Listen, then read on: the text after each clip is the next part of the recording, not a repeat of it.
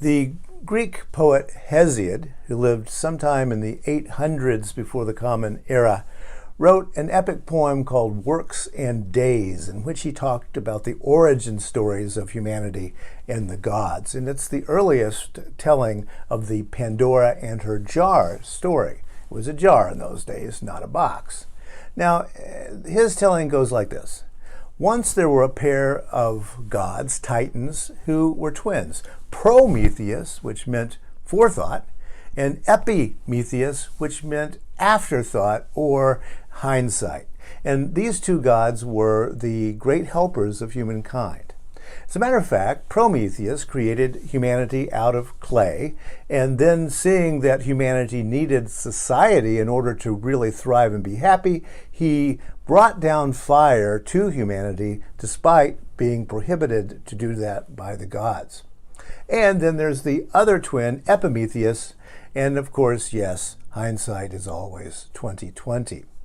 Now, being very put out that Prometheus had given the secret of fire to human beings, Zeus decides to punish Prometheus eternally.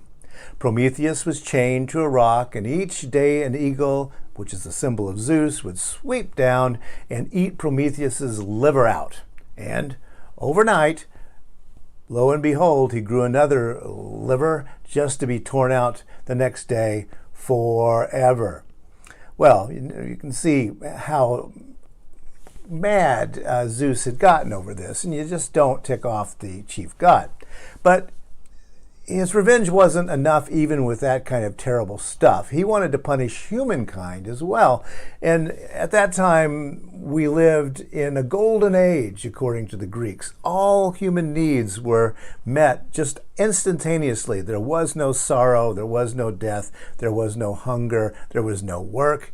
Everything was going very well for humanity back in that golden age. So, how would Zeus punish us? Well, he decided he had to have a plan with Epimetheus. So, he went around to the gods and said, hey, what's the worst thing you've got? And they would say, oh, death, starvation, war. And he would have them put that into a jar. Okay? And then he asked Hephaestus, that's the great craftsman, the great smith of the gods, to build a human being out of clay, a woman, beautiful woman, who would go down and take this to Epimetheus, and her name was Pandora. Now, all those things that were in that jar, the horrors, the poverty, plague, starvation, aging, jealousy, greed, murder, war, death, he put them in a jar, shut that lid tight, and handed it to Pandora. Go down to Epimetheus, Zeus said, who dwells on the earth, and give him this jar. And so Pandora did that. Now, someone like Prometheus, forethought, might have been a little bit suspicious about this sudden appearance of this human being, beautiful human being, with a jar. But no, Epimetheus, he realized that later. He was 20/20 hindsight. So he takes the jar, opens it up, and all those horrors poured out upon humanity. Poverty, plague, starvation, aging, jealousy, greed, murder, war, death of all sorts. But there was one thing that stuck on the lip of the jar and did not come tumbling out. One bad thing. And that was named Elpis in ancient Greek, E-L-P-I-S. Nowadays, we translate that as the word hope. Hope. Now, how can it be, we have to ask ourselves, that the ancient Greeks thought hope was one of the terrible things that could happen to humanity on the level of starvation and death and war? Why was that? And I'll get back to that jar in a little bit, but I do want to say welcome autumnal equinox. We celebrate the seasons here at First Unitarian Society and mark out those ancient seasonal points in order to take stock and to think a little bit about how the world is turning.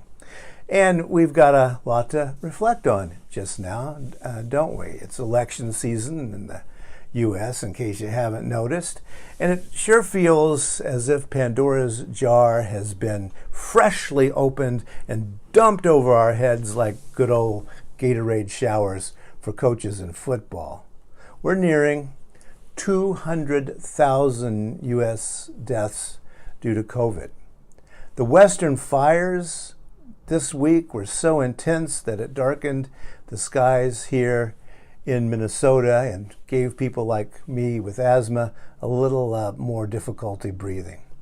We saw the smoke, it darkened the skies, and we have to realize how precarious our forests are. And of course, then there's this amazing hurricane season. They've run out of names for hurricanes at this point. Rain like that is devastating, absolutely. I remember living on the Gulf Coast and being in hurricanes, and it's just incredible how much water can fall from the sky so quickly. Pours through umbrellas, no point to carry an umbrella. Spills out those little cracks between the curbing. One of the ones I was in even was so bad that it saturated the ground and popped up coffins out of the graveyards, and off they floated down the roads. Hurricanes are not good, and we've had a whole bunch of them. But then, of course, all that rain, there's also been drought. This year, we have recorded what appears to be the highest temperature ever in the world, 130 degrees. Soon, half of Americans will be facing the facts of climate change up close and personal. It's going to affect our lives and change them in ways that are going to be noticeable and uncomfortable. The city of New York is on the hook for $10 billion worth of walls to keep the water out, and it's going to go up to $100 billion within the next 20 years. That's a lot of money to spend on public works just to keep out some water. By 2060, that's 40 years from now, 13 million Americans will likely have to flee away from our coastal regions due to climate change. 1 in 3 Republicans now see climate change as a threat to national security. Things are getting bad, folks. We have an upcoming election that's clearly going to change a lot of things about America, either one way or the other. And it also appears that about 3% of the voters are the ones who are going to decide, pick which one wins. And we call those voters euphemistically low information voters. So, yeah, welcome Autumnal Equinox 2020. We have some real problems out there, don't we? Dentists in the U.S. are reporting an epidemic of broken teeth because so many people are grinding their teeth just now. And a lot of people are saying, where's the hope? And I think it may still be stuck on that lip of that jar that Pandora brought down as punishment to humanity. Now, we've learned one thing in the past year, I guess, and that's that the unthinkable can get thinkable really quick. And as those leaves turn out there, it's time that we take some time to reflect at this most ancient of festivals. And what do we learn? One lesson is that we reap what we sow, right? And that's sometimes a little bit scary. And yeah, here in Minnesota anyway, there is a cold coming that is going to stop some things. So it's time for us to take stock, I think. What are the opportunities in this chaos? And first, let's look again at what the ancients were saying about hope. Poets and philosophers have wrangled over the millennia about why Elpis stayed in Pandora's jar. Remember, that jar had the bad things for humanity in it. It could be that Hesiod and the ancient Greeks saw hope as the ultimate evil, the ultimate evil, much in line, actually, with Karl Marx's insistence that religion is the opiate of the people. Marx thought that religion keeps the oppressed stunned and complacent. And maybe that's what hope does as well. The ancient Greeks appear to have thought so. Elpis stayed in the jar and thus actually saved humanity from a lackadaisical kind of kicking back and simply dying of all the plagues. That could be the way they saw it. Hope, well, how do we see it? It's not a calculation of probability, is it? That's what we call optimism. We do say, I hope it won't rain tomorrow, but we also check weather.com and then figure out the chances. Is it 50-50? Is it 80-20? And really what we mean is I'm optimistic that it won't rain tomorrow, though the chance of rain may be 60%. So you see the difference that's going on here. Optimism and hope. Here's something that is not a probability that we can calculate. Quote, I live in hope that the United States will become a just nation, end quote. That is not a probability calculation. So hope actually is the opposite not of despair, as we often think, but of fear. Hope is the opposite of fear. We fear that soon 13 million Americans will have to become climate refugees as they flee those coastal areas. We fear that 1.5 billion people on our planet will be refugees by 2040 in the next years. The Roman Stoic Seneca argued that both fear and hope are pointless in their predictive value. Both hope and fear pull us out of the present and make us time travel back and forth. No, we need to stay right here in this moment, the only moment when we can really and truly choose action.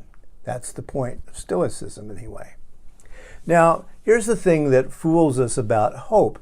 It can be an emotion, right? You can feel it. Hope can be a little warm welling up of feeling, but that makes hope a lot like pain in the big toe, doesn't it? It just kind of happens. And sure, we can call that warm little emotion hope.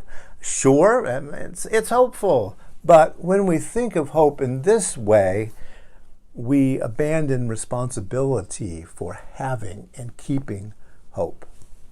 Because we humanists ask, where's the human agency in this?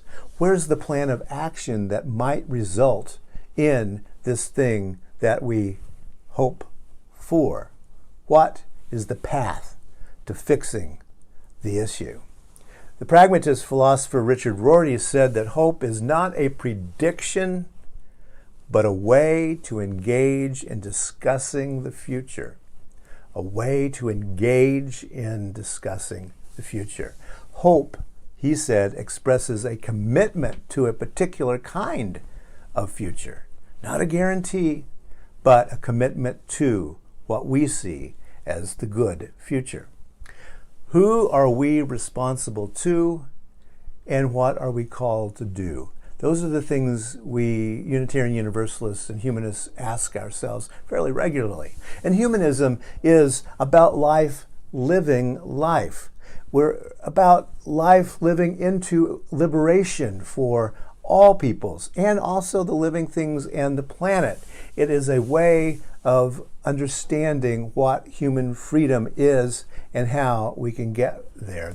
Those are our commitments as humanists, and they are commitments not just, because they're pretty thoughts and we want to carry around with us privately. No, they're commitments to what we actually say, I'm going to try to do that in the world. I am going to get out there and work on that commitment, that hope for my vision of the future.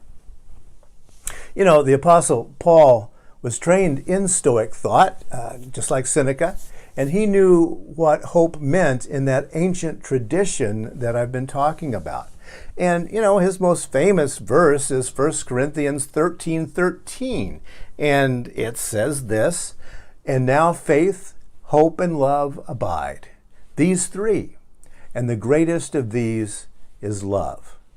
Now, that sounds a little bit syrupy, doesn't it? And it's been said so many times that it almost loses meaning. We know it in our sleep. But Paul saw those three things in the Stoic manner. He saw them as difficult things to do. Faith without doubt is not faith, according to Paul.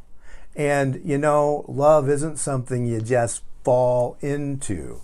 And we're talking about loving your neighbor, and that's, the neighbor who listens to Nine Inch Nails day and night at 11, right? No, but we do. We're called to love that person anyway. We're talking about loving our neighbors. We're talking about loving our enemies, even our political enemies. That is not easy. It's not the kind of love that you fall into. It's hard. But Paul was talking about that ancient kind of hope as well. That hope that we must fear because it could stun us into irresolution, or we can commit to something that we intend to get done. Now, Paul believed that Jesus was coming back any day and would fix these things. We humanists don't think that is very likely, so we are committing to a kind of hope that is out there, that is achievable by humanity if we just keep working. And even if it's not likely to happen, we are called to keep that hope alive, because that is the commitment to a world that we believe needs to happen. Hesiod, he was using probably an old oral story about that time. There never was a golden age, and there never was a time when money grew on trees and the chickens wandered around plucked and ready for baking. No, that never happened, and there never was a time when Pandora's jar got poured out on humanity like Gatorade. It's an interesting myth, and it probably does reveal something about the human psyche even to us today. But no, it didn't happen. Hope is a responsibility, and hope is a commitment. That's how to keep it from being a curse in which we kick back and just watch the world work. Hope means all those mundane things, planning out how we're going to get in to vote. It means looking at the damage that we're doing to our planet and saying, how can I change that a little bit in the world so that I'm actually having an effect? Hope is not a warm feeling. That's the bad news about hope, but the good news is that hope is always a choice that we can make on this equinox. And the light's going to keep fading here for a little while. That's why it's called the autumnal equinox. There will be a winter solstice rolling around also, and also a spring equinox, and on and on. And that's why we mark these seasonal celebrations as humanists. The earth keeps on turning.